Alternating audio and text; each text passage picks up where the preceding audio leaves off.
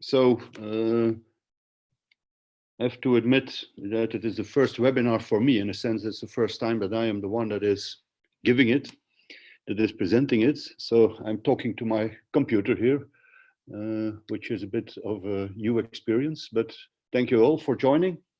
So my name is Hans Bracquené. I'm a lawyer, my profession. I'm also the president, the chairman of SME4SPACE for some years now. SME4SPACE is the organization of SMEs in the European space sector, and as such is well, defending the positions of SMEs and also supporting them by initiatives like this one. So the topic of today, as you know, it is about the legal aspects of the consortium management of ESA projects, which is an issue that arises regularly as one of the major topics of worry for SMEs in Europe. When we do reviews, when we send out questionnaires about what would be good topics for some training sessions, it always pops up, but it is the first time, at least that we're aware of, that this is organized as such. This is built up, as you can see on this first slide, of course, with an introduction, and I will go immediately to this one. It is also an introductory seminar, meaning that we will not be discussing, I don't know whether there are a lot of legal colleagues of mine in the audience, but we will not be discussing in depth the wording of the different clauses or of the different articles in the subcontract. It is more an overview of the principles, of the structure of how the legal structure of a consortium for ESA is set up, with the stressing also some what I have called tips and tricks based on the experience that, well, yeah, I have in the meantime that I've built up in addressing these topics. 4 of them will be looked at: the financials of the contract, the core of the contract itself, the deliverables, how delivery is organized, how goods are accepted. Thirdly, the liability clauses, which always, certainly for non-legal, for non-lawyers, always create some, well, apprehension. And lastly, the intellectual property rights. For each of these topics, there will be a short description of what the general legal principles are, what are the contractual principles that will apply based on the contractual documents for ESA, and some lessons learned. This is in red here because those lessons learned, tips and tricks, I've just put them in red. There is a tendency to look at the SME as a subcontractor, but we are well aware that SMEs can also be primes. So there is also a tendency to look at discussions like these, at topics like these, defending the subcontractor and looking at the position of the subcontractor. That is not always the SME position. And one of the topics that we stress in our discussions with ESA is that SMEs certainly are capable, are able to be primes. So it is not as such here a seminar that will defend or that will look for the best position of the subcontractor. It is more, well, addressing the issues more or less in a neutral way. What are these applicable documents? How is it all organized?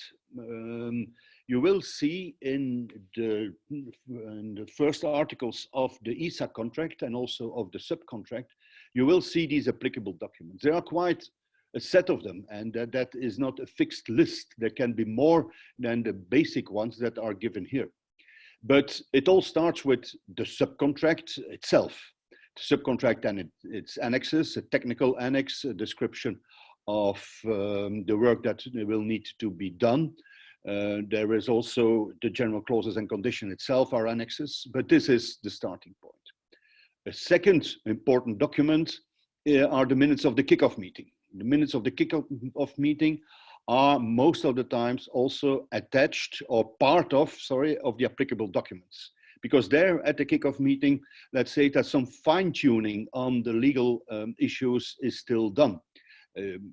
Something like the starting date, but also some fine tuning with respect to the statement of work, with respect to the dates, with respect of the personnel that will be involved. So these minutes become also a legally applicable document. For the subcontractor, the prime contract, including the ESA general clauses and conditions, are also an applicable document. So there is the contract entered into by ESA and the prime contractor, which is a document that the subcontractor has to accept as such.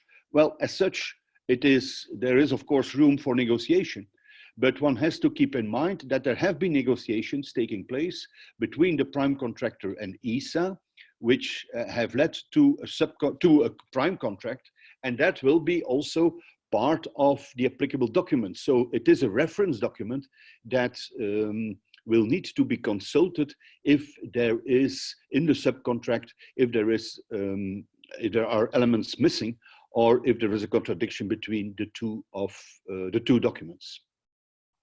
So the prime contract is on the table, but there might be a need for adaptation to the specific needs in your subcontract.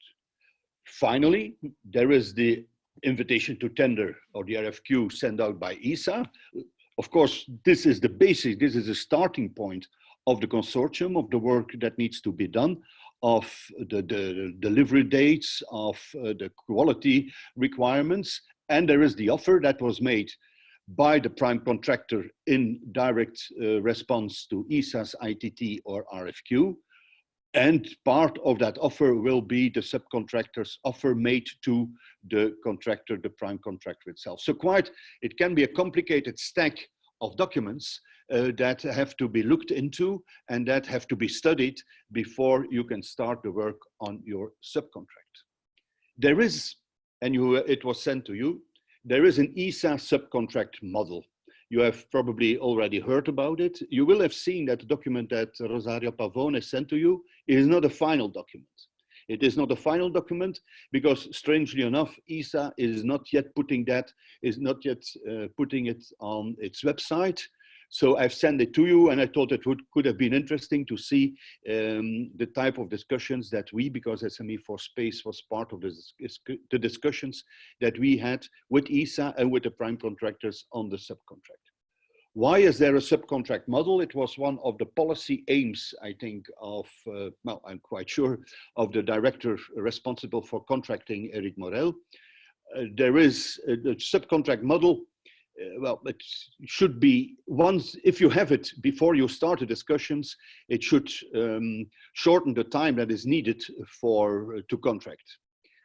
It should also maybe have an impact on the costs, a positive impact on the costs, but above all, it should ensure a fair treatment of the subcontractor, knowing that the subcontractor is treated well, that the subcontractor in the subcontract receives the rights that he is entitled to based on the prime contract, was a worry of ESA, and that's why they worked, or they proposed, the subcontract as it is on the table now. And of course also ensure fair competition, knowing that everybody will be treated, all subcontractors, potential subcontractors, will be treated in the same way. I must say that although the ambition may seem high, if we look at the title on itself, the subcontract model, that up until now its use was quite limited. You have seen, or you will see in the document, that the programs for which it will be used are listed, or at least some are excluded. And if you see which ones are excluded, these are the launcher programs, maybe for SMEs not always the most important programs, all the public-private partnership programs, but also the XPro Plus, which is working with less complicated document, all the studies and all the technology programs. So the technology program, GSCP, ARTES, there the subcontract model will not be used. And also the third-party programs contracts, so the programs where ESA is acting as the agent, the technical agent, so to say, here for the EU. ESA can impose it upon the subcontractor, the subcontract model, if this is included in the ITT. But even although it is a template, I would say that it should not be considered just like that as a final template, and that if you are negotiating as a subcontractor, they cannot impose it upon you if you do not agree with some of the clauses that are in it. So for your specific project, there is the need to have it adjusted. But even if you look at the document, it says that on specific, and not the least important ones, on specific topics, that there is a need for further negotiation. Having said that it is not a template that will be used for each and every project, it is clear that other, and most of them will be less complicated, subcontracts are sometimes more adapted.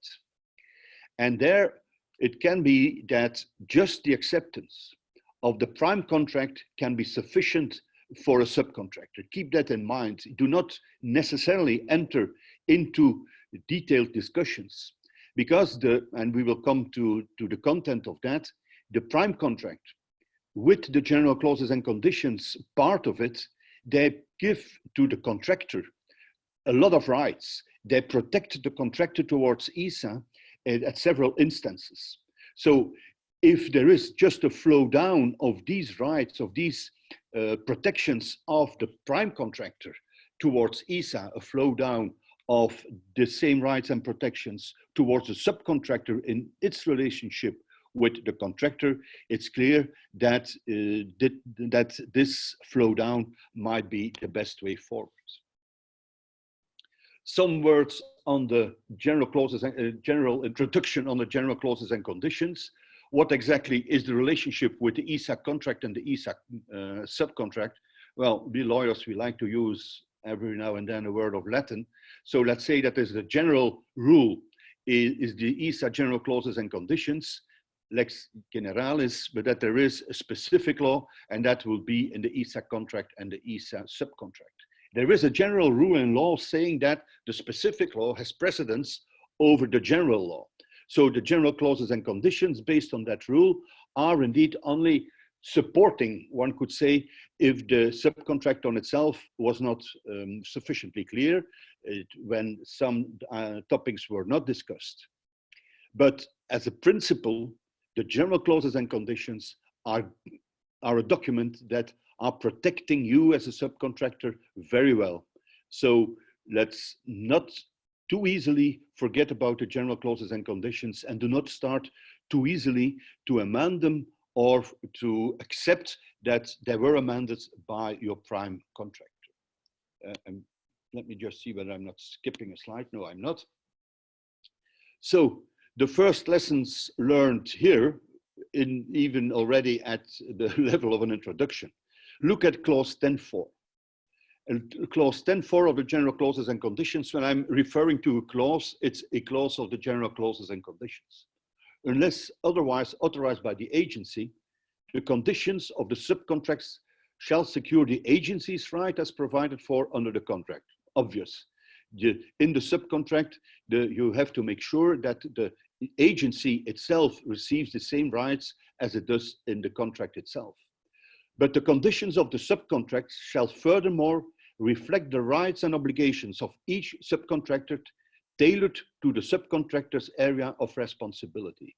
This is a very important principle for both the prime and the subcontractor. They have to look at how they can protect the subcontractor, so to say, or how they can flow down the same rules that are applicable to the prime contract to the specific, to that part of the work to be done that is executed by a subcontractor. This is an obligation imposed upon the prime contractor by clause 10.4 of the general clauses and conditions, and looked at it from the point of view of a subcontractor. This, of course, gives the subcontractor a very strong argument in its discussions with the prime. What you should be aware of is what I've called the fait accompli. Certainly in the bigger consortia, the first discussions take place between the prime and ESA. The subcontractor is not necessarily part of these discussions. And then you arrive at a situation maybe a few months later, or maybe a few weeks later, time is not of essence here, but you arrive at a situation where you start your discussions with the prime, but the only argument you hear is, but we have agreed upon that with ESA, so you have to accept it as well. Whereas the subcontractor was not part of it.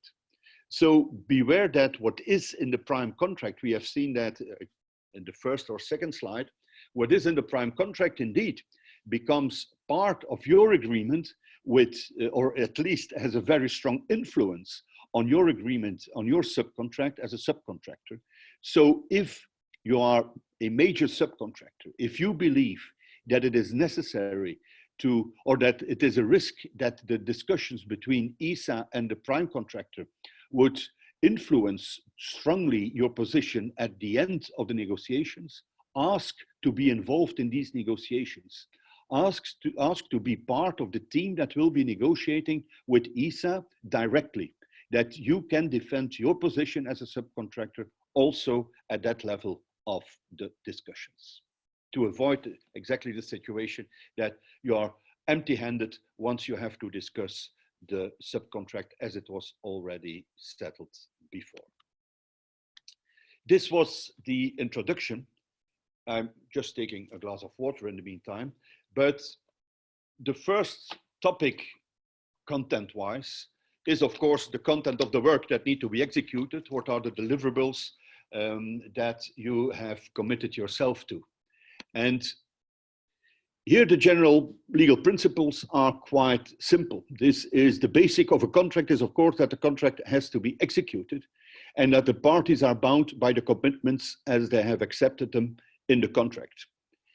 Therefore, it is necessary that you have clear definitions, that everything in the work program, in the deliverables are well defined, and that you should be very cautious when using general terms and when you limit yourself to general terms like prototypes, test models. Of course, in our industry, these are well known. We use them on a daily basis. It's only a prototype, or we will deliver a test model, a flight model, or whatever. So although these terms might be common language for all of us, it is good that these are also defined in the technical annexes of your contract. Modifications can only be accepted as a general principle if this is done according to the contract. Beware of negotiations or contract discussions or discussions in the team where you decide during a discussion, during a meeting, maybe we will be lowering the qualifications for this specific topic, for this specific deliverable, without having a clear minute, without having clear minutes of the meeting, and without having these accepted as it should be in the contract. This is a general principle of law. This has been translated in the ESA contracts, as will be seen later. A major distinction in this, in the field of, or in the context of the definition of what has to be delivered, is an obligation of means versus the obligation of results. An obligation of, I think most of you will be familiar with it, with the notions and also with the difference. I don't like people saying that it is only an obligation of means. This does not mean that the obligation is less because it is an obligation of means. It says that you have to make available all means that are necessary, that are reasonable to obtain the results. So that does not mean that you can fail without any obligation. No, you have to, this obligation of means can even from a financial point of view be much more difficult to achieve than an obligation of results where you only look at the results. Was the result obtained, yes or no? If it was, you have fulfilled your contractual obligation. If it was not, there is only one excuse, and that's force majeure. For obligation of means, the discussion, if you have not obtained the result, will be different. It will be whether or not you made available sufficient resources. If we apply these to the general legal principles, to the general principles of the general clauses and conditions and the subcontract. As said, subcontract, but by that I mean the model subcontract. Of course, there is a reference to a description of work, to a work plan, deliverables and delivery dates, and they will be included in the ESA contract and the subcontract. The references are there. It's clear that these have to be included and that these have to be very precise. I must say that within ESA, normally this is the case. The ITTs, the RFQs are quite detailed. There is sometimes a discussion that they are way too detailed rather than not detailed enough. So I think that on itself, the deliverables are most of the time very well defined. Work plan and the delivery dates are maybe more a matter for discussion. The obligation that is imposed upon you if you are working under an ESA contract is an obligation of results. That is in clause 8.1 of the general clauses and conditions. This is the starting point of your discussions with ESA as well. If you are working in a in GSTP program where there is a development, where it's purely development, do you have to accept that your obligation is an obligation of results? It is the starting point of your discussion. Also, then later on, maybe with as a subcontractor in your discussion with the contractor, but it's only that. If the type of work, if the type of contract, the content-wise that you are working on is more R&D oriented, if the TRL levels are lower, at that moment, you can negotiate away, so to say, the obligation of result and discuss with ESA and with your prime to come to more a type of an obligation more in line with the notion of obligation of means. There are other practical issues in the contract. There is a contract of fixed asset lists that need to be maintained. This is a practical issue where for the rest the lawyer is not involved. It says clearly in the subcontract that the ESA subcontract prevails. The ESA subcontract prevails. So if you discuss with your prime other deliverables than the ones that are that have been agreed upon with ESA, might be strange, but that you arrive at a situation like that, but at that moment the ESA subcontract would prevail. There is the right for ESA and also for the prime contractor to have access to the work in progress, obvious, and but it can be useful to have that organized in a practical way rather than just have an obligation to give them access at any moment to your premises. The Incoterms, delivery duty paid, this is a practical issue. I will not go further into detail on that one. I've said that it is important that you keep track of the different changes that might be required, and that you can only make a change to any of the documents that are contractual documents if you follow the procedure that is foreseen in the contract. In the ESA contract, that will be based on the clause 13 of the general clauses and conditions, which lays down a procedure for that. The contract change notice, I think we are all aware of these. If it is a class A change being a change that has become necessary due to a failure of ESA or due to changes of requirements imposed by ESA, at that moment, of course, ESA will have to pay. So during the negotiation of the contract change or part of the contract change note will be the payment by ESA of extra costs. Class B changes are all the rest, and there you pay, prime or subcontractor, you pay. Of course, this has to be flown down in the subcontract.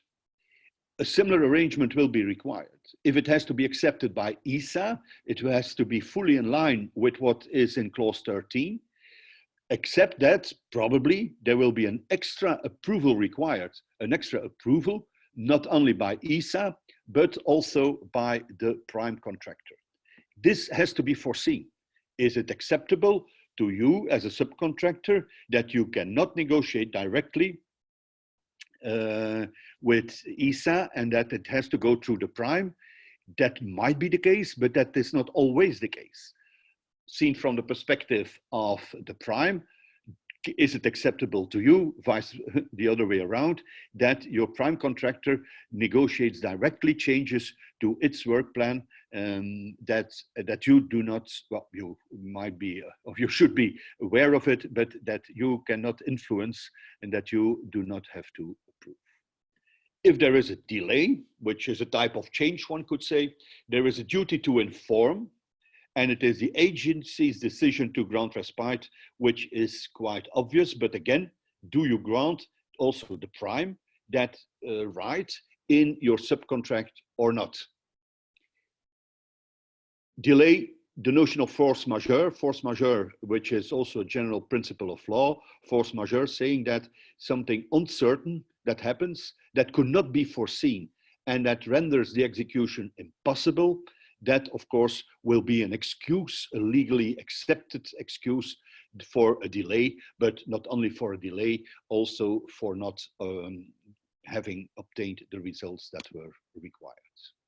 So this is the general principle of the basic obligation. The basic obligation to execute the work that you have committed yourself to. One could say that the other side, the other basic obligation is to pay. That you're entitled to receive a payment from ESA, from the prime contractor, from whoever you are contracting with. You are entitled to receive a payment. Here, the general legal principle is quite simple. There is a contractual freedom for the parties. I cannot give you a lengthy legal description on what is payable, when it should be paid, and things like that. I think on itself, the contractual freedom for the parties is without limits. ESA has foreseen 3 different types of prices. These are included in Article 3.1 of the ESA subcontract, which make a reference to the ESA general clauses and conditions. The firm fixed price, the price cannot be adjusted. That's the price for which you have agreed upon, and that is the price that you will receive. It can be also a ceiling price, which is a ceiling price saying that this is the limit, but you have to prove, you will need to prove that it is that the costs have been actually incurred. It can be foreseen that for a first phase, a B phase, for example, your work with a fixed price, and that the ceiling price that has already been agreed upon for the next phases will thereafter be converted into a fixed price in accordance with the section that I make a reference to.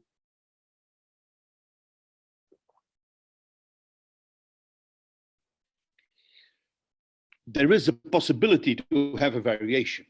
Here again, of course, the discussions on prices between the parties in a subcontract between the prime and the prime, or the one that is above you in the delivery chain, between the subcontractor, they are, in principle, it will be quite limited.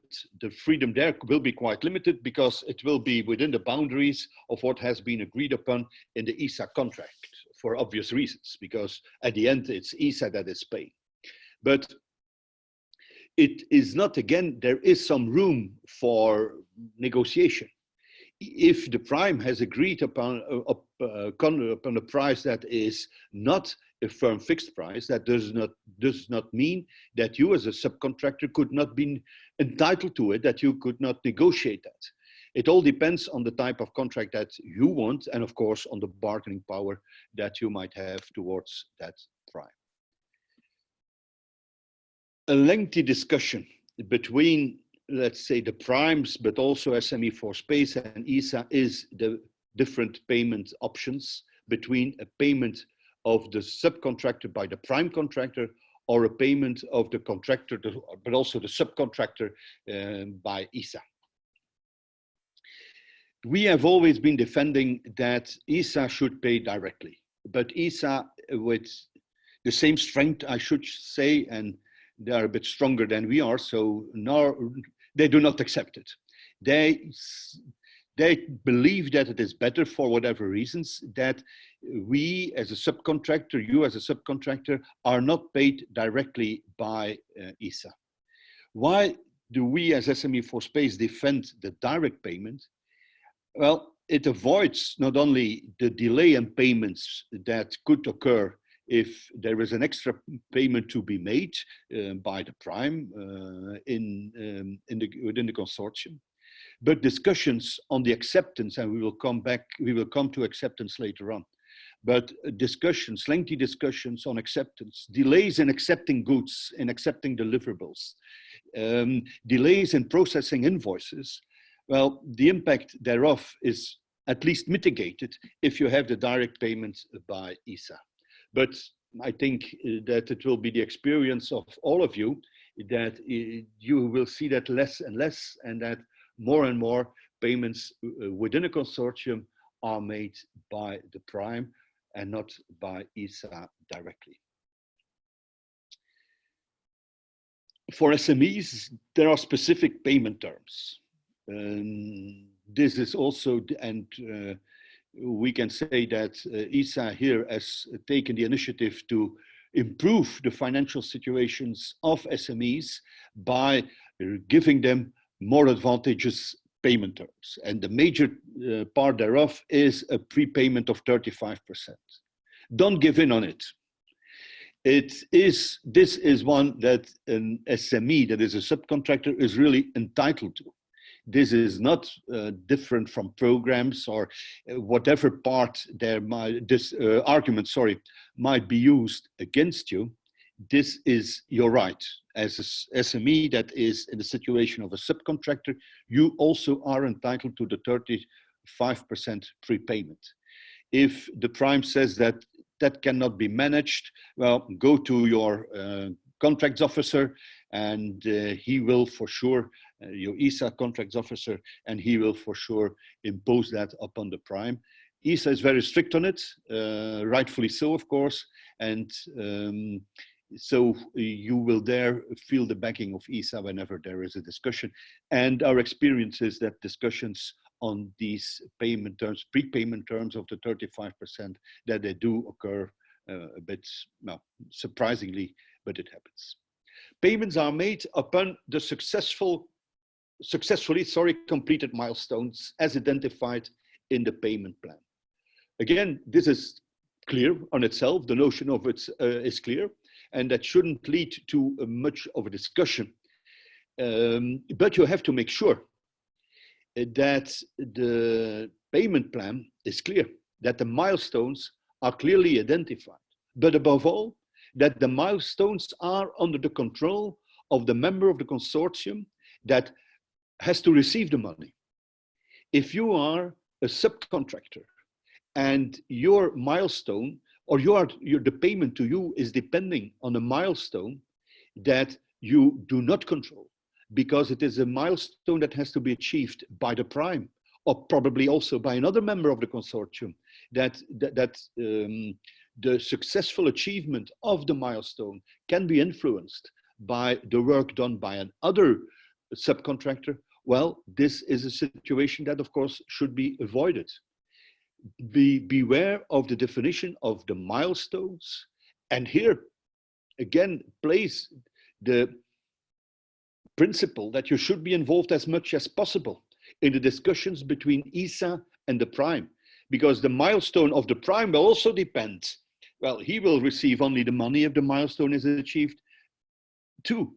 So it goes there, the same reasoning should be applicable there, that if the prime contractor has to pay the subcontractor based on a milestone achieved by the subcontractor, that the prime contractor, well, will receive the money himself or has already received the money itself and should not be depending on others, himself or other members of the consortium, before the money is paid by ESA itself. So that can lead to quite a complicated set of milestones, but that's the way it is. And it is really critical, and major discussions within the consortium management arise of the definition or the lack of a clear definition of milestones, and especially the lack of a clear link between the partner that will be receiving the money and the responsibility of that partner in the definition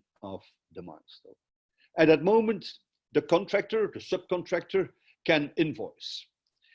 Only a properly certified invoice is allowed in the mechanism that we know. It has to go through the digitalized mechanisms that ESA has set up, which is fine on itself. I think if you have all the documents, it works well. Of course, if the one document is lacking and you have to start all over again, also the payment terms will start all over again. But here you have to be very careful in also negotiating within the consortium with the prime contractors, prime contractor, or between the different layers in a consortium, that the internal procedure of invoicing, the internal procedure imposed upon you by a prime contractor, does not influence the payment terms too much. I will explain that a bit. At the moment that in one of the meetings you have, one of the progress meetings you have with ESA, a milestone is accepted. From that moment on, everybody can send its invoice. And that should always be the starting point of the payment terms, of the payment period. So if you are a subcontractor, your milestone has been achieved. ESA has approved it. This remains, of course, critical. And it might be that also the prime needs to approve it, but if you have all the approvals, that should be the date of your invoice, or as from that date you can send your invoice, and that should be the starting point of the period for the payment, not the acceptance of your invoice, an extra acceptance of your invoice by the prime contractor. Because what happens is that although the deliverable has been accepted, the prime contractor imposes an extra period for acceptance, again, for acceptance of the invoice. And we are talking here quite easily about payment terms or an extra term, not of a few days, but of 30 days and even more. That was a lengthy discussion during the discussion on the model subcontract. And in principle, that should not be the case, but be aware of that. Be aware of that. And I think it's fair to say that most of the primes are also, that it's in their advantage also that they have a clear discussion, a clear outcome, a clear definition of what is the starting point and what is the end point of the payment periods. Because if you have to give in and you are not paid within 15 days, but only within 16 days, well, okay, it's better to be paid within 15 days or even immediately. But the worst is that you think that you will be paid in 60 days and you only are paid in 90 or even 120 days. So here again, be clear, have a clear, not only definition, but have a clear view on the payment procedure that will be applied by the prime contractor. So I'm already, how would I say, fully into the points of attention for the financials of the financial part of the consortium management. So have a clear definition of the deliverables, have a clear definition of acceptance criteria, because these will define when you will be paid and, well, not how you will be paid, but how the payment procedure will work. Make sure that payments are only linked to deliverables and milestones of the specific subcontractor. Well, not only linked is maybe this is put a bit strongly, but that it is under your control, that you are not dependent upon work or lack of work of another member of your colleague within the consortium or of the prime contractor. So request individual milestones in the payment plan, in your payment plan, and if possible, also in the overall, for major subcontractors, for the overall payment plan that is agreed upon by the consortium, by the prime, with ESA. It's clear that the definition of payment terms and the starting point of the payment terms lead to the, well, if it's not well defined, that leads to quite some discussions, quite some uncertainties within the consortium, and that this should be avoided at all costs. So I've covered by that the financials, and then I come to what I think is the really legal stuff, the warranty and liability.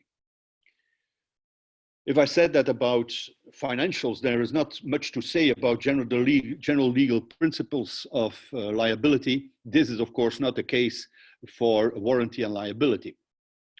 There are a lot of legal principles that are not always so accessible, if I may put it that way, for those who are not trained in the legal profession. So let me give a few of them. First, there are different sources of liability. There is the general liability. If you commit a fault, and that fault has caused damages, you have to pay for these damages. That's clear. I hope it is. Then the second source of liability is a contract. If you have entered into a contract, if you have accepted the different commitments in a contract, and you do not live up to the contract, to these commitments, and that lack of success in executing the contract leads to damages, again, you will be liable, you will have to pay, you will have to compensate for these damages. A third source of liability is the so-called product liability. This is not the major worry within an ESA consortium, although you will see it is mentioned in the ESA general clauses and conditions. But that is something different, and especially the third one, sorry. I do have a cold, I must say, but especially the third one leads sometimes to misunderstandings. This is not the same as a warranty that the product will work as it was promised that it would work, but it is based on another default in the end product. Anyhow, it is not very important because it is part of consumer protection. Product liability is for damages caused to consumers, to end users. And in our industry, we have, of course, products that are used by consumers, but let's say that that is more the exception than the rule. Each type of these liabilities in a contract needs to be dealt with, and especially here, the general liability and the contractual liability, because your liability is unlimited. If there is no limit put on it, liability is unlimited. You can limit your liability, and you can do so by using three ways. There are three contractual clauses that can limit your liability. The first one is you put an overall cap on your liability. You say that I am only liable for twice the price of the contract, which is the case. It's only the price of the contract even, which is the case, by the way, within the ESA contracts. So by putting an overall cap, you exclude the unlimited character of your liability, which is the general rule. A second one is a second type of limit on your liability is the exclusion of certain types of liability or certain types of damages. So you say that I'm not liable for indirect damages. I am only liable for damages that are caused by a material failure, not by a very small failure, only by material failure, and so on. You will have seen in all the contracts that you have seen, you will have seen different types of exclusions like these, and indeed the number of exclusions of types of liability is almost unlimited, but this can be done. There are limits to the possibility to limit, as you cannot do that, and generally speaking, you cannot do that for your own willful misconduct or gross negligence, sorry. And this is also included in the ESA contracts and the ensuing subcontracts, as we will see. A third limit is the limitation in time. I am liable, but not for damages that are caused 3 years from now. So you say that I will only be liable for damages caused by my fault in the execution of a contract, but only for 6 months after the end of the contract. So that you, as when managing not the consortium, but managing your own company, that at least you know where to go to, or how far you can go, how you can manage the risk related to the execution of the contracts. Of course, this has to be seen in relationship with your insurances. A warranty, second reason why you should look into these clauses very carefully, is that a warranty is given unless it is excluded or limited. What do I mean by that? Well, even if you do not talk about warranty, if you do not say that a warranty is given, it will be implicit. If I deliver to you a certain product and I don't say that it is only warranted for a specific, that I only warrant it for a specific use, or that it is only for a limited time, well, I will give you, together with the product that I am delivering, I will give you a warranty that is defined by law, and laws differ from country to country, but there is an implicit warranty. So unless you can live with the implicit warranty of the law that will be applicable to your contract and to your delivery contract as well, you have to look at the warranty clauses very carefully. So generally speaking, what are the two parts that will be included in a warranty? It's first that the specifications that are given in the contract will be met. So a reason, of course, to have these specifications very well defined. And secondly, that is more for the delivery that will be used, for example, by consumers, but also within a production process or so on, that you define the intended use, that you define the use of the deliverable. It will be used, well, for us, whether it will be on board or not, of course, makes quite a difference. And that if something well defined is delivered as a prototype, that the use is it's only to be used in Noordwijk at ESTEC to have it at the test benches somewhere, it's a different use than when it has to be on board for the Copernicus satellite. The examples are maybe a bit obvious, but I hope that they give a good indication on what is meant by this. Let's go to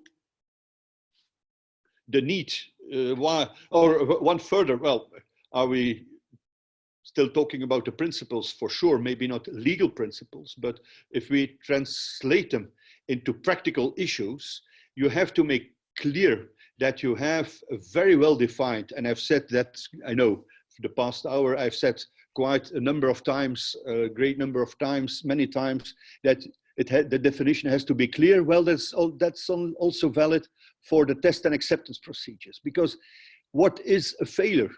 It's not always clear. One could say, yes, if the conditions are not met, of course, if the specifications are not met, but it might be useful to have a clear definition of a failure. It might be useful to have a clear definition, so to say, of the timing for the acceptance procedure, that it has to be accepted, that it has to be tested immediately upon arrival, that it cannot remain in the basements of ESTEC or in the basements of I don't know which company for a long time. No, it has to be tested immediately upon arrival, and it has to be accepted, or the acceptance, a position towards the acceptance has to be taken immediately thereafter, or within 1 month, whatever you agree upon. Who will bear the costs for tests?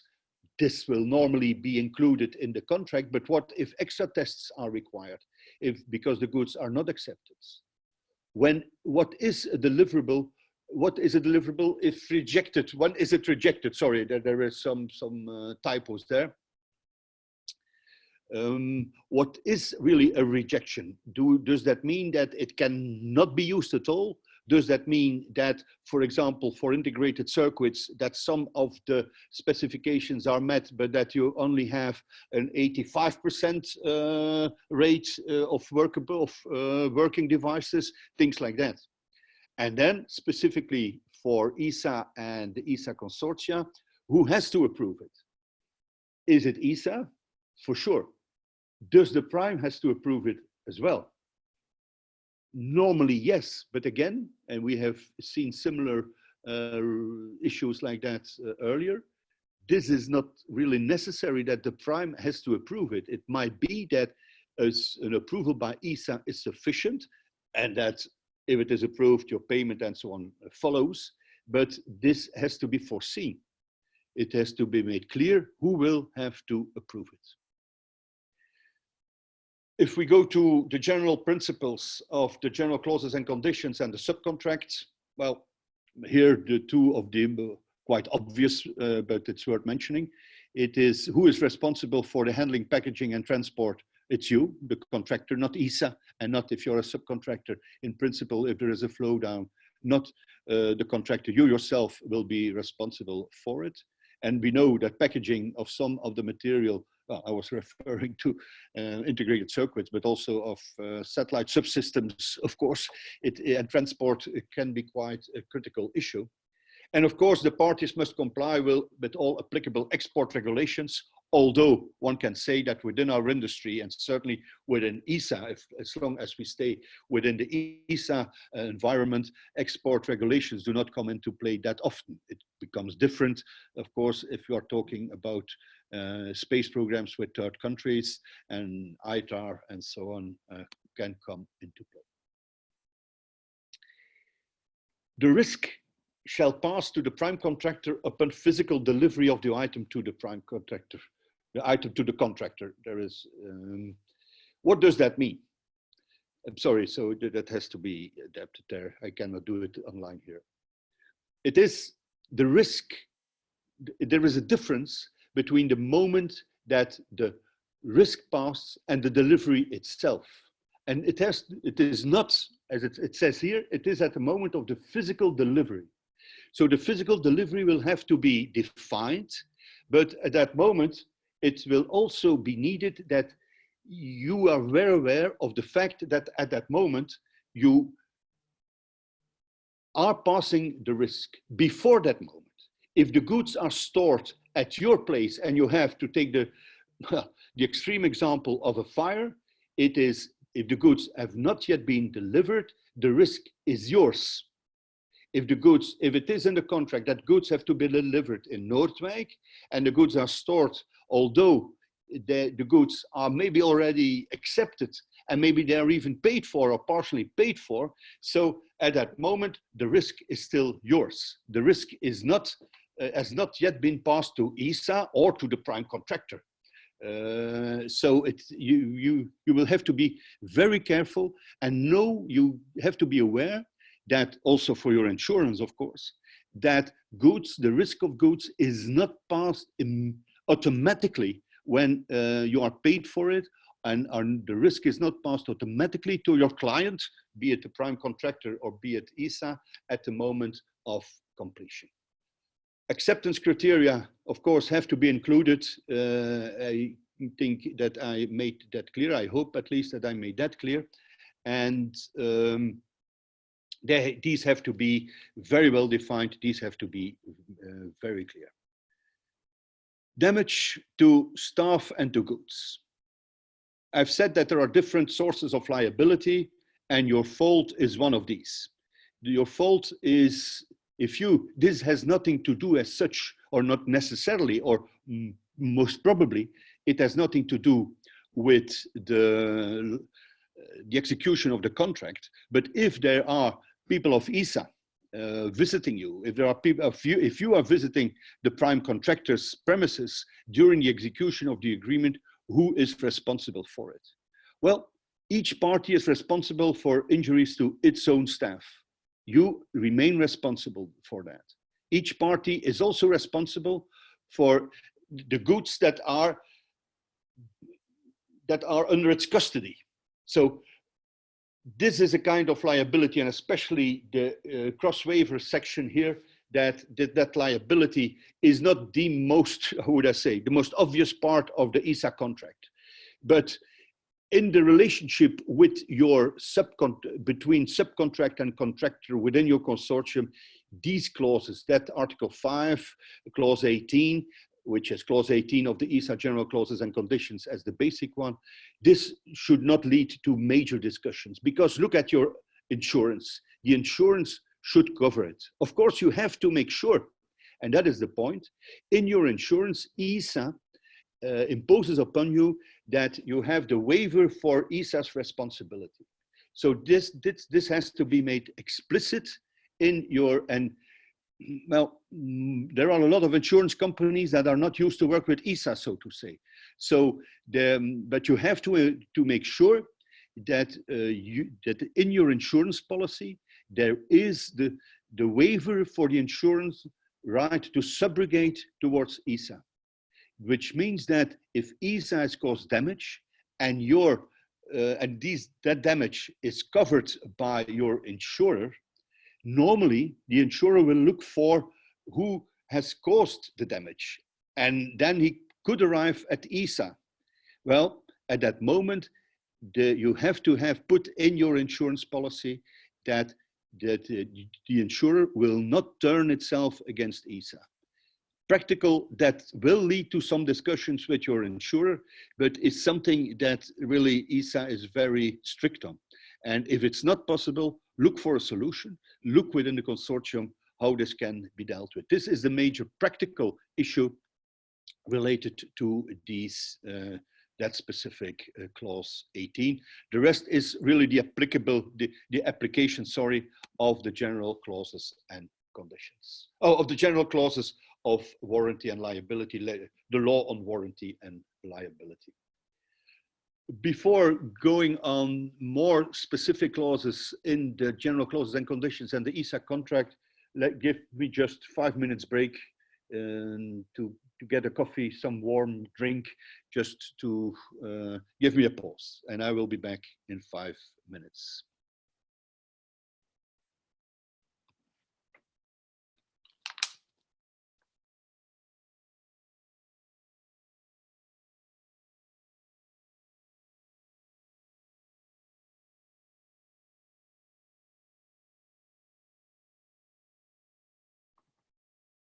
Can you hear me, Rosario? Yes, everything is fine. Oh, okay. Ah, but I was not yet here. This is the one. So some of the specific clauses in the subcontract and the general clauses and conditions. The subcontract, if it says Article 5, Clause 19, that is because in a subcontract you have a general article, clause Article 5, that then sums up the different deviations from the general clauses and conditions. So it's Article 5, Clause 19, which clearly says there, it is said that a cap can be added. So a cap on your total liability, which is one of the means of limiting your liability, can be added in the subcontract. Clause 19, keep in mind, another way of limiting your liability is by excluding some types, so to say, of damages. Well, liability for consequential damages is excluded. So this is done in the general clauses and conditions. Of course, it should also be done in your subcontract. If you are a subcontractor, this should be flown down. The liability after acceptance.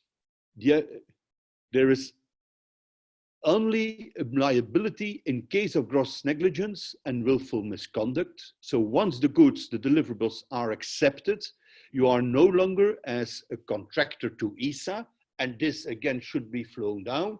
You are no longer liable except in case of gross negligence by contractors. If, because there could be a risk, although this risk is limited, that if you develop consumer goods and these are developed under an ESA contract, that the consumer goes to ESA and claims damages. At that moment, you will have to support ESA. As said, I think at the very start, we are not normally in the business of producing consumer goods. And so this clause, the practical use of this clause is probably very limited. At least I've never seen it in practice, used in practice. Product liability, that type of liability that is part of consumer protection remains, but again, the practical liability, the practical use thereof will be very limited. The warranty is defined in the clauses, clause 21 of the ESA general clauses and conditions, and also in article 5 of the subcontract. They have to be in compliance with the contractual requirements, the obvious thing, and they have to be also in line with any statutory rule or regulation. This is, of course, an obvious obligation, but check it. It's not that obvious in practice, because to know what specific rule will be applicable or what regulation will be applicable is not always that obvious. And if you are a subcontractor and you have to deliver parts of goods that are under that type of rules or regulations, check that with your prime contractor as well. He will probably know what regulations will apply. Probably it might be just the other way around as well, but within the consortium, make sure that these rules are exchanged, that you check with each other which will be applicable. The goods have to be free from any defects, which would lead to not fulfilling the applicable performance requirements. This said that this is the application of the general principle that the warranty you give is for the use that is intended, that the parties intend. And this is also a way of imposing that principle here. This means that you have an obligation of result. Once more, there is also the other clause where this is confirmed. You have an obligation of result if you are working in a very low TRL development under a GSTP contract or an RTES contract. It might be useful that there is a deviation from that clause 21 in your contract, in your subcontract. There is a 1-year warranty in the general clauses and conditions. This can certainly be negotiated. Warranty has a different, can be, or the sense of the word warranty can be completely different depending on the type of deliverable, of course. And again, it is different if you are delivering vacuum cleaners than when you are delivering test integrated circuits to ESA. There is a whole procedure. I've stressed the need to have that type of procedure. There's a whole procedure that needs to be followed in case of defects or failures that can be adjusted, discuss it, look into detail into it, because it can be very, very important that when there is a problem, then it becomes important. But if you are not happy with it, it's too late to invoke that. You will not be very happy either if clause 17 is invoked, the penalty clause. Penalties are there. They can be negotiated away. I should start by saying that they can be negotiated away. The penalties are not always imposed by ESA, keep that in mind, but they are applicable unless the agency has renounced it in the contract, or clause 17.1. It is merely for a delay. Penalties can only be applied in case of a delay. We are not talking about, well, this is a delay as well, of course, but the fact that we are not talking about a case where goods are not accepted. If this is a different type of discussion you will have with ESA, it is really when there is a delay, and at that moment, the mere fact of the delay triggers the application of the penalty clause. It is a bit differently worded in the subcontract. In the subcontract, it says that the penalties shall apply even though the contractor meets the required dates, but the prime contractor, not ESA, rejects the subject of the delivery. So there is a subtle difference between the two. ESA will not look at the quality of the goods. One could say if something is delivered at ESA, I'm off the hook, and it's true. Whereas in the subcontract, well, they will check first whether what you have delivered is really living up to the expectations of the prime contractor. So the prime contractor is entitled to impose itself penalties that maybe ESA would not apply. If you do not like that, negotiate on it during the negotiations of your subcontract. No other damages for delays can be imposed.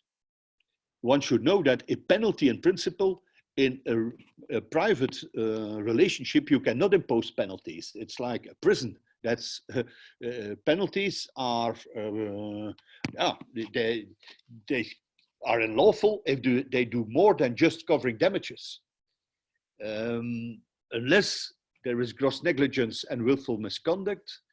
But in principle, no other damages for delay can be imposed. So if you are late in delivering, but the goods are accepted later on, only these penalties will apply. It's also possible that you get incentives.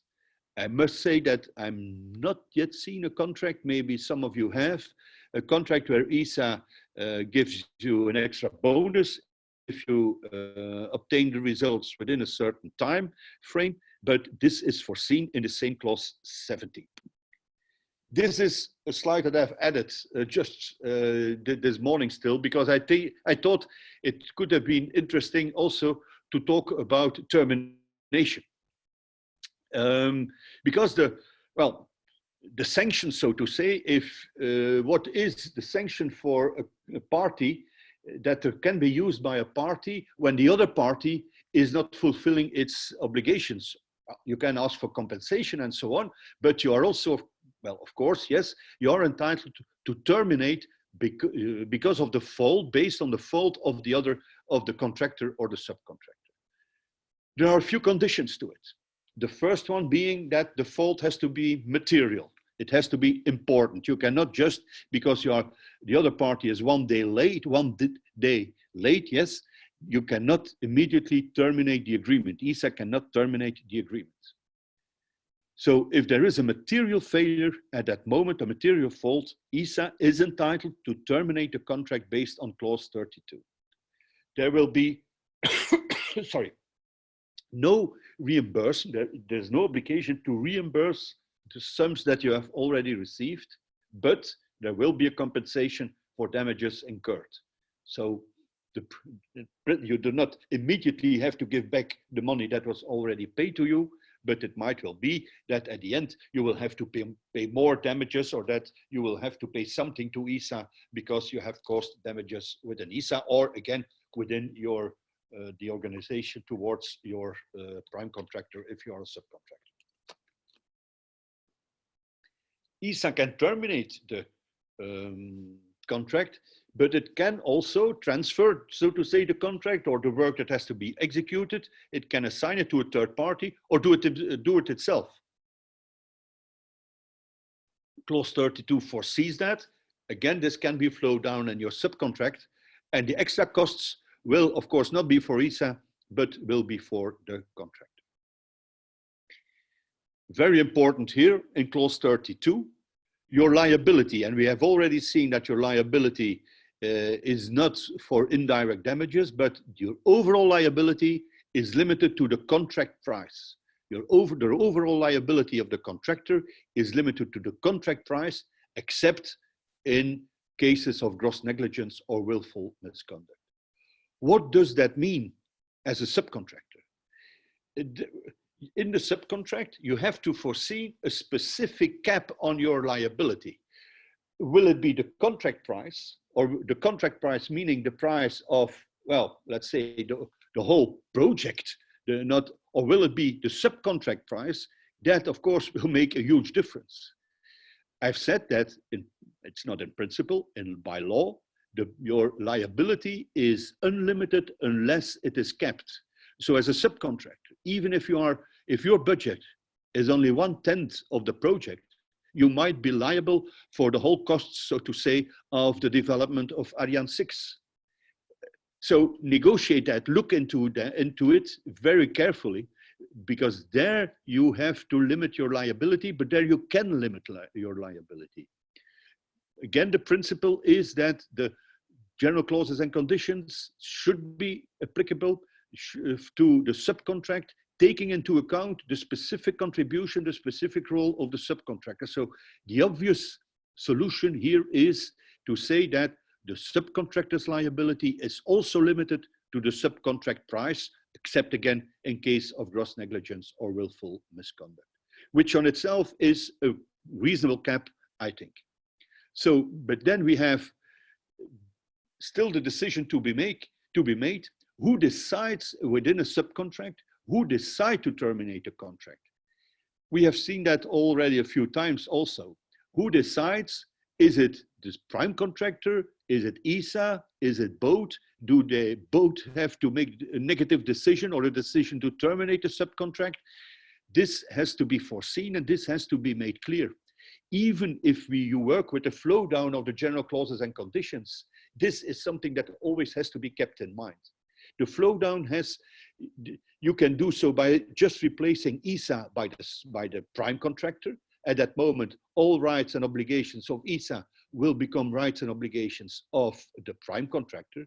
You can do so by, you can flow down these general clauses and conditions by stating that each and every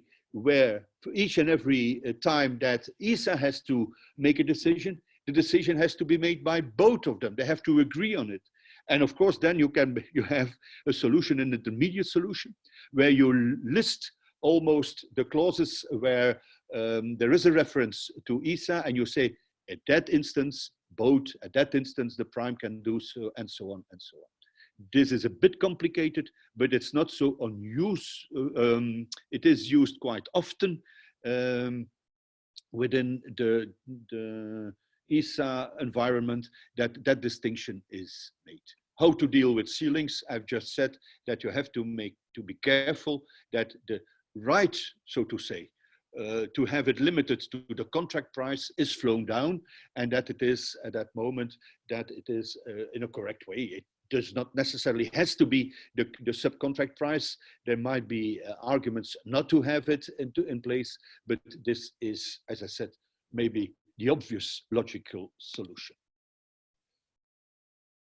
Some points of attention, most of them have been mentioned. Bring liabilities in line with the role of each partner, because if you do not do so, a very small partner might have liabilities by far exceeding the financial strength, the financial viability of the partner, which is not necessarily a good solution. So limit it to your contribution if you are a subcontractor, for example, by impacting the delay in your delivery on the final delivery.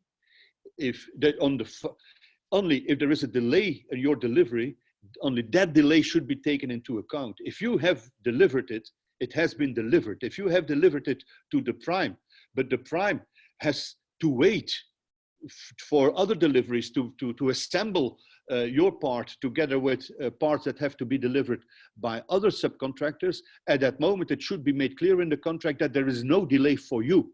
So at that moment it should have been accepted, and it should have been finally accepted in line with the acceptance procedures that are in the contracts.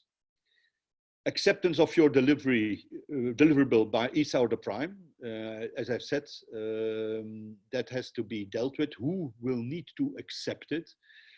There should be no delay, extra delay, because it has to be accepted twice. And keep in mind clause 16.1, that there is an obligation for ESA, and this obligation should also be imposed upon the prime contractor to review it as soon as possible, and in no case later than 1 month after notification of readiness for acceptance.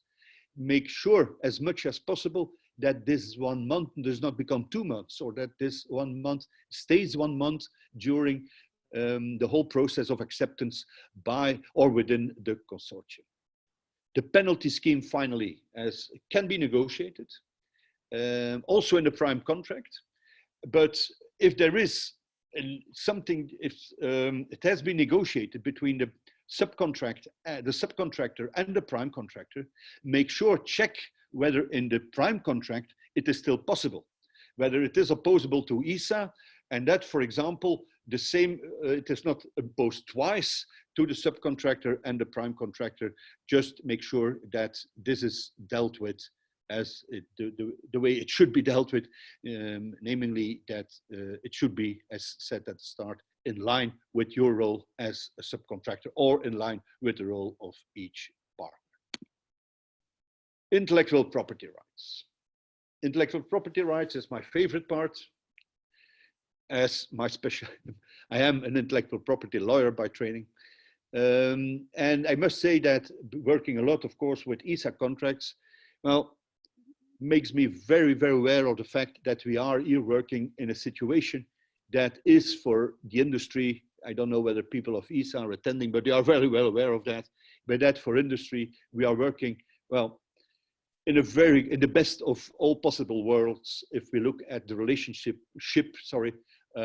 between ESA and the consortium members on intellectual property rights, if at least you have negotiated good agreements with ESA and within your consortium. First of all, some general legal principles on intellectual property rights. There is no general rule that the party that is paying for it becomes automatically the owner of intellectual property rights. This is sometimes, and especially during, let's say, more commercial negotiations, the argument is, look, I'm paying for it, so it is mine. Commercially speaking, this is a very strong argument, and it's not very easy always to put it aside, but this is not the starting point within the intellectual property legislation.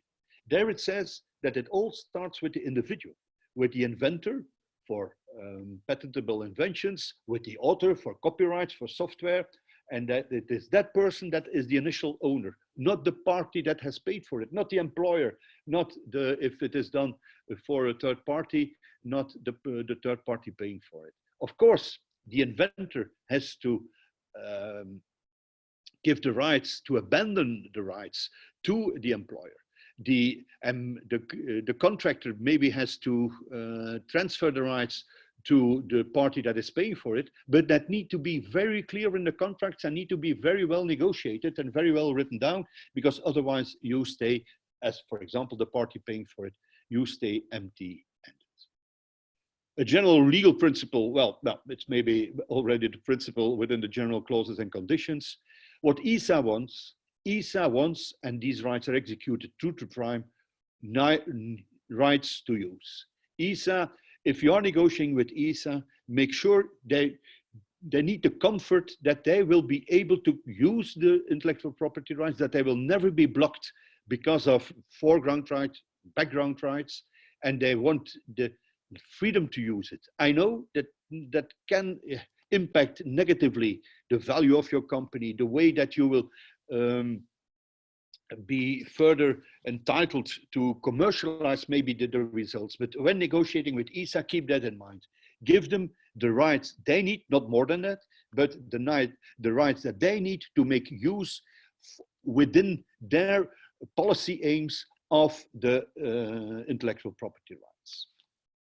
General principles, and this is a very general principle, are the definitions of foreground and background. I've seen these coming. It was within the framework of the framework programs of the European Union. Now these have been become commonplace. Foreground is the results.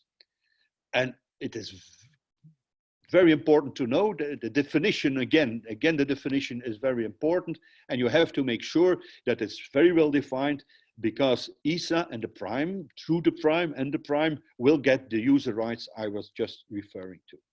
Background is all the rest. The background is all the rest. It's what is not foreground is background. And this is the general legally accepted definition. It will be more specific in the ESA contract, as we will see. All the rest are all the rest, and on that, more limited user rights will be granted. So it is important that this distinction is made.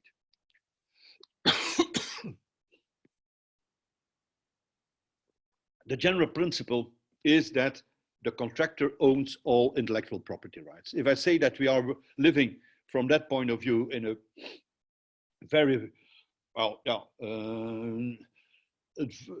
positive environment, it's clear that the contractor receives all intellectual property right from a public authority, and that moreover is paying, well, not all the times, of course, and there are some different rules for that, but for public authority that is paying the full cost of the development, or at least a big chunk of it. So on itself, the intellectual property rights in the ESA general clauses and conditions are not a bad deal for industry. When we have discussions with ESA on the general clauses and conditions, how we want to improve that, and maybe that clause could be informed. Well, the argument that kills the discussion immediately is when somebody one of the directors of ESA says, you want to change the clauses on intellectual property rights, you really want to change them, and then I think that everybody keeps quiet and says, no, let's go to the next item on the agenda. So there is, of course, you get the intellectual property rights, but you have there is a quid pro quo. First, maybe a few of the not so important ones. You have duties you have to inform ESA in case of assignment of rights. The rights are yours, but if you transfer them, you have to inform ESA. ESA will not oppose to it in principle, but ESA has to be informed in order to make sure that the rights of ESA, which we will discuss at the next slide, to make sure that the rights of ESA are well protected. There is a duty to report to ESA in general on all the results that you have achieved, protectable and whether you will protect them or not. And this ESA is very keen on make sure that these reports are there. I've had it in the experience where a client of mine applied for patent protection for a result that was achieved under an ESA project. They had not informed ESA, and let's say that in Paris, still at the Rue Marion-Nicis, they were not amused. So ESA is following, there is a follow-up on that one. If there is no protection, if you decide not to protect, which is not easy, I mean, a decision not to protect is seldom taken. But anyhow, if there is a decision taken not to protect, you have to inform ESA. Or if you have applied for protection and a patent was granted, and you decide to abandon the protection, you have to inform ESA as well, because a consultation procedure will start, and ESA might request at that moment the transfer of the results to a third party. Why is ESA asking for that? Again, ESA wants to make sure that itself, but also the parties that will be receiving rights on it, that they will be entitled, continue to be able to use that intellectual property right after the abandonment of your rights. And that's why maybe it might be useful to have it transferred to a third party. If you have good reasons not to apply for protection, ESA will not ask it, because protection, it's a strategic decision, and there might be reasons that you not do it. For example, as you know, a patent application is a public document, so at that moment, the content of your invention has become public, and it might be a reason, there might be a good reason not to make it public, and thus not to apply for patent protection. The transfer will have to be done against favorable conditions, and even if no third party can be found, ESA can claim it for themselves. I will go here now to the next slide. There is an obligation to prove the existence of legitimate commercial interests, which can be invoked as an exception, which on itself is important, but it's one of the obligations. That's it. The most important obligation is, of course, the access rights that have to be granted to the agency, to participating states, and this is a nice wording, I must say, to persons, bodies, and other third parties, academic research institutes, but persons and bodies within the member states or the participating states. Persons and bodies just meaning other third parties, other companies that might be interested in receiving intellectual property rights, or at least user rights on it. So there is, first of all, the user rights for ESA. You are the owner, but you have to give ESA user rights. This is clause 41 and the following clauses. The first question when discussing a subcontract is, do you have to give these rights to the prime contractor as well? Not necessarily. Of course, the prime contractor is entitled to receive user rights, but is he entitled to receive more, the same as ESA, or less, because it can only be for the execution of that contract, a specific contract that we are talking about. So it's not automatically, sorry, that the prime contractor has to receive the same user rights as ESA. This is a matter, can be a matter for discussion. Maybe it's fine that they are given from, there might be good reasons to give the same user rights to the prime contractor, but this is, there is no automatic right for the prime to be granted these same rights. To whom do you have to make do you have to grant the user rights? To first the agency, the participating state, so not each ESA member state is entitled to receive the rights, only the participating states, the states that have subscribed to the different to the different programs. Within a program, only those member states that have subscribed are entitled to receive the user rights. And these persons and bodies, they have to receive free user rights, a free license, for the execution of ESA projects. So you have to give a license to everybody, so to say, who is participating in ESA projects on the results that you have obtained. You have to give user rights to participating states and the person and bodies in the participating states against favorable conditions, not for free, favorable conditions for the public programs of these participating states. The participating states own public requirements. So to give an example, if it's a project to which France has subscribed, at that moment, you have to give to everybody that is participating in a CNES project or another government project of France, you have to give user rights to your to the results on favorable conditions.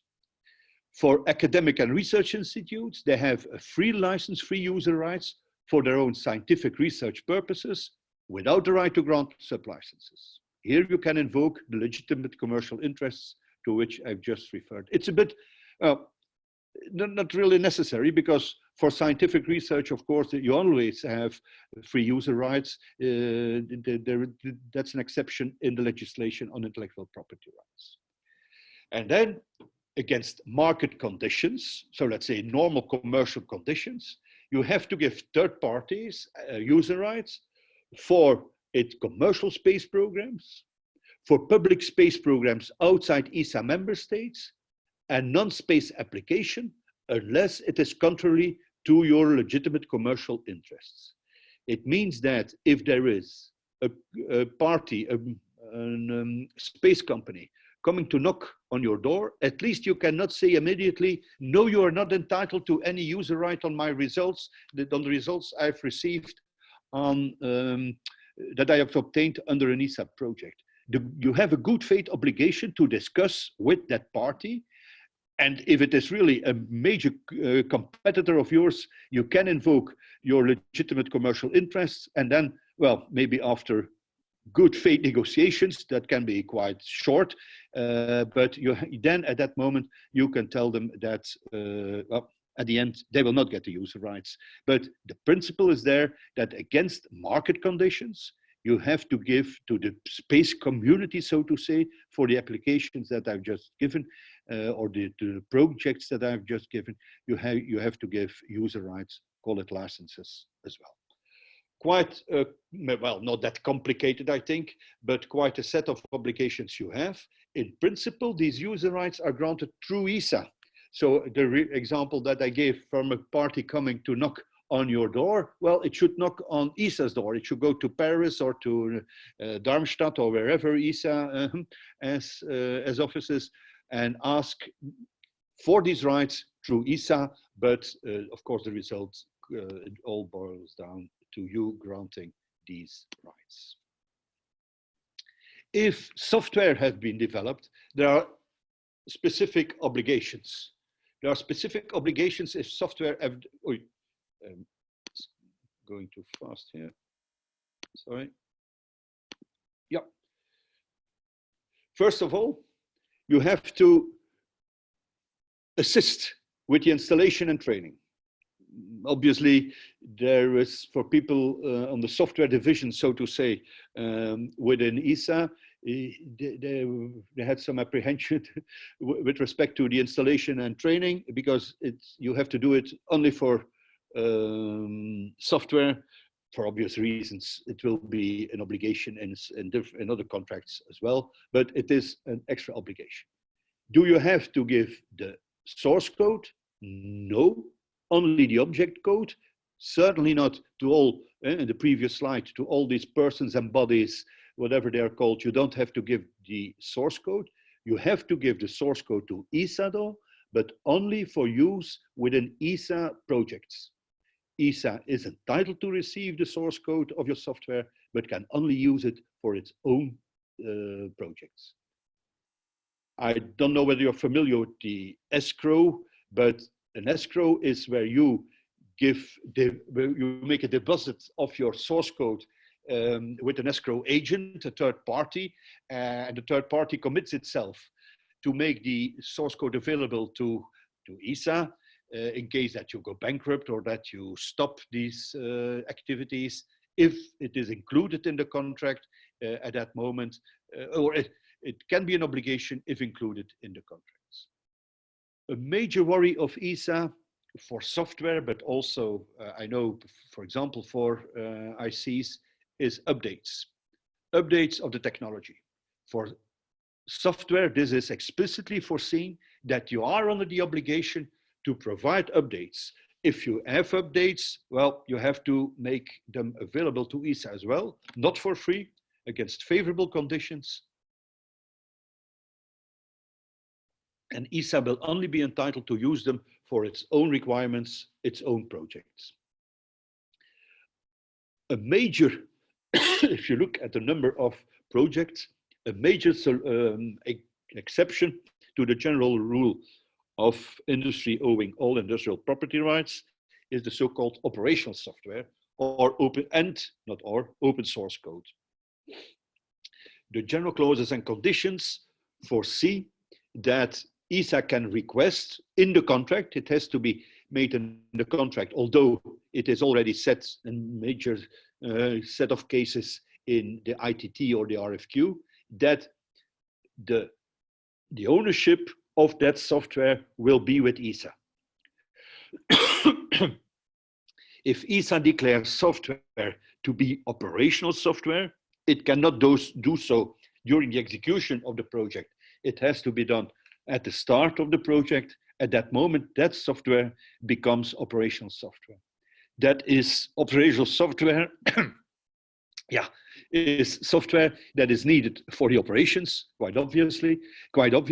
But I know that, for example, where software is a major part of the deliverables to the Darmstadt facilities, that there the use of that clause is quite extensive, but that extensive use is not creating as such major issues with industry. At least that's what I'm told. But anyhow, this is a major exception to the general rule that industry owns all intellectual property right. By the way, another major exception are the programs that are done for the European Union, for Copernicus and certainly for Galileo. Forget about everything I've said there. It's different because there the EU and or ESA will own all industrial property rights.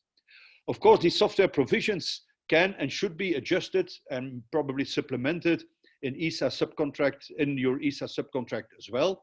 As long as ESA rights are safeguarded, you can do so. But here again, the flow down of the rights, if you have developed something as a subcontractor, of course, the rights that are granted by ESA to the contractor for its developments should be flown down. Background, clause 43.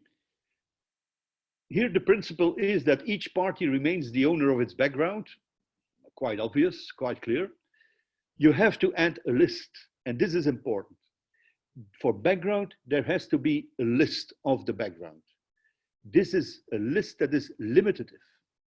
It is important that background, it is clear that you are using background, because if it is not on the list, and you have to deliver it because it is integrated in your deliverable. At that moment, it will no longer be considered background. If it is forgotten on the list, it will no longer be considered background, but it will be considered result. And you will have to give the user rights that we have just given, all these user rights on that part of your background that was not listed. You will have to give the user rights on that item. You have to add a list, but the list can be updated. The list can be, if you look at the procedure under the general clauses and conditions, you can do it whenever you want. Even after the execution of the contract, you can still adapt the background list, add probably items to the background list if you give sufficient evidence for it. This is different in the subcontract. There, it's only possible in accordance with the change procedure, meaning that it has to be approved by the prime contractor. So this is an extra obligation, or you negotiate that obligation away if you do not agree with it, using the argument it's not in the general clauses and conditions, although it was accepted in the standard subcontract, or you are very careful when preparing the background list and you make sure that all items you want on it are really on it. On background, you have to give some rights as well. You have to give some rights as well, which are more limited. You have to, for of course, background that is developed under another ESA contract, the rules we have just seen will apply. If you have developed background under another ESA contract, you will have to give the free user rights for the ESA own requirements, as seen a few slides ago, obviously. You have to grant a license for the use by ESA of the result achieved. So ESA is entitled to receive a background license if it is needed for ESA to use its results. Is this a right that you also give to the prime contractor in the subcontract? Well, it's a matter of, if not negotiation, at least to give it some thoughts before you do so. And if you do it here, you have to do it for free. Would you do it for free? If you have to give background information, a license on background information, entitling one of the LSIs to use it, do you do that for free? Maybe that background is a very critical item of yours, is a very critical part of your IP portfolio, and just give it away for that application is maybe, well, one step too far. To be checked. I'm not giving you a general advice here. It has to be checked and to be seen in the specific context. Background of a third party.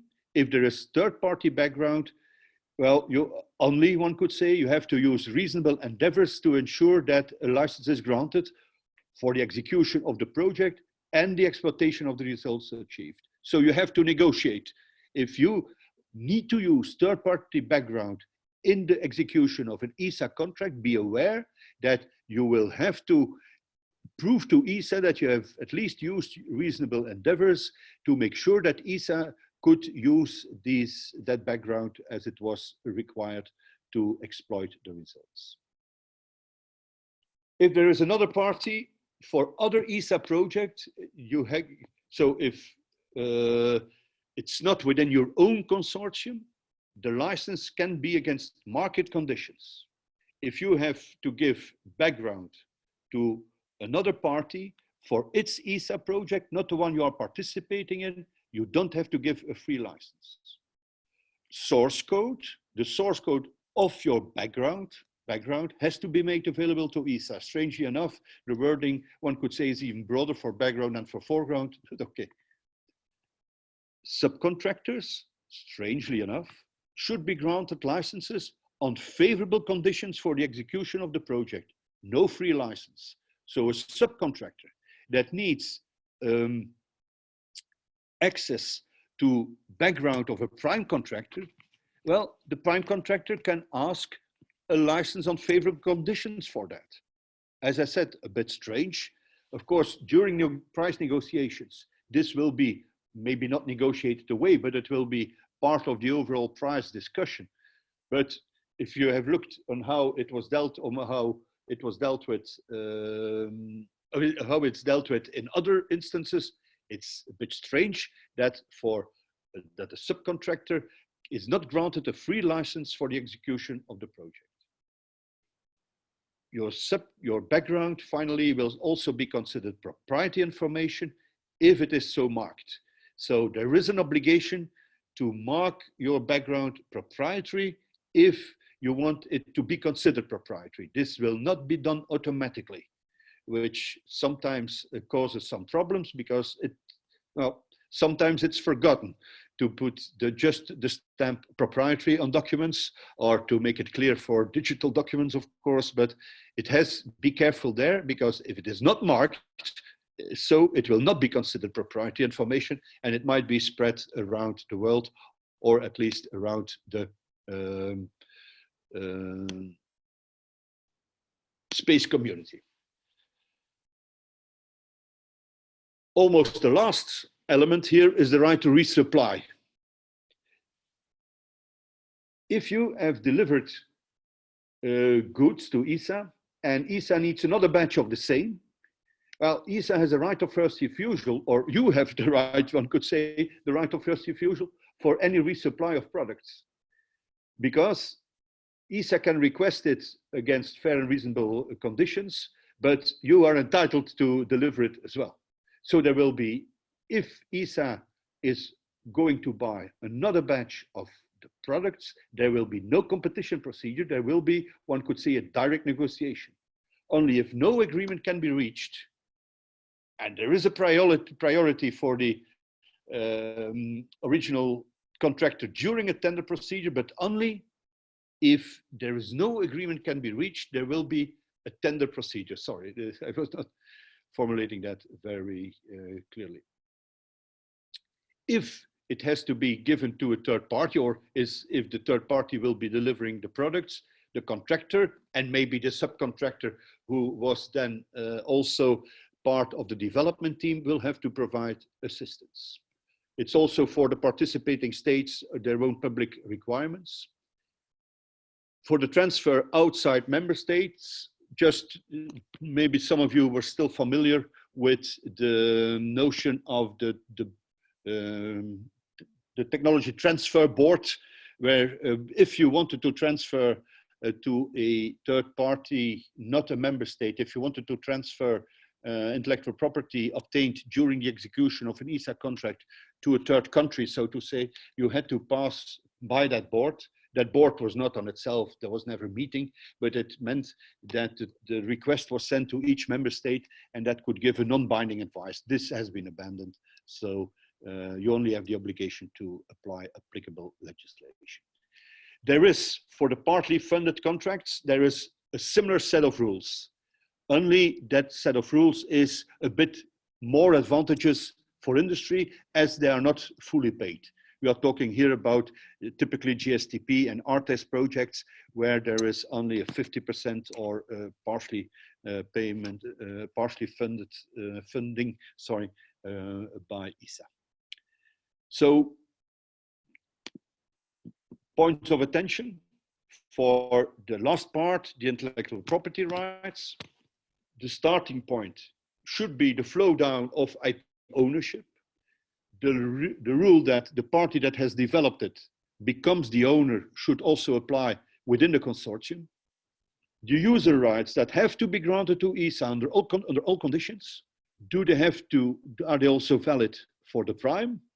And if so, are they granted immediately to ESA or through the prime?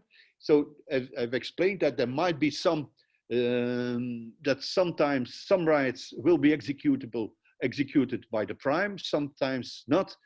I mean, it all depends on the outcome of your negotiation. Be aware, do not underestimate the background list and the change procedure. For if you have the change procedure in the subcontract, make sure that your list is drafted very carefully. Give ESA the user rights it needs, not more. And when I say not more, the discussion on do ESA need access to source code, for example? Do they need access to critical information related to your background? You have seen that the rights thereto are limited. Of course, give ESA the user rights that it is entitled to, and if they need more, negotiate with them, but do not give more. Be careful with source code, as I said, but this is a very general, it's not the lawyer who has to say so, but be careful with source code within the consortium and with ESA. But as I said, even or also for the intellectual property clauses, there is room for negotiation. So this is more or less it. I thank you in the name of, oh my God, SME4SPACE for your attention, but also in the name of ESA. We are doing this, I don't know why these are now, we are doing this in cooperation with the SME office of ESA. You find here their website, or at least a reference to it. We can only confirm that the SME office is giving us quite an efficient support the last years. It has been different before that period, but that we have found in them a very good partner in supporting SMEs within ESA, but even broader. Just to give you a slide of which we are proud, and that is the one. This is SME4SPACE as of today. As said at the very start, we are organized as an organization of organizations, and these are the darker blue countries where we have organizations a member of SME4SPACE. Switzerland, for example, is still gray, but it will be dark blue in the coming days, I think, because they have applied we have an organization has applied for it. In other countries, we have individual members. We have also individual members where there are only regional organizations. But anyhow, the message here is that SME4SPACE is covering Europe, is addressing the same message of support for SMEs towards ESA and towards the European Union, based on its representation in all these countries. I thank you very much. It is difficult in that kind, and that's the big disadvantage of a webinar, to have a question and answer session in that type of training. But of course, we remain at your, SME4SPACE remains at your service for this type of training or questions related to consortium management, but of course also to much broader questions related to SME policy of ESA and the European Union. Thank you very much.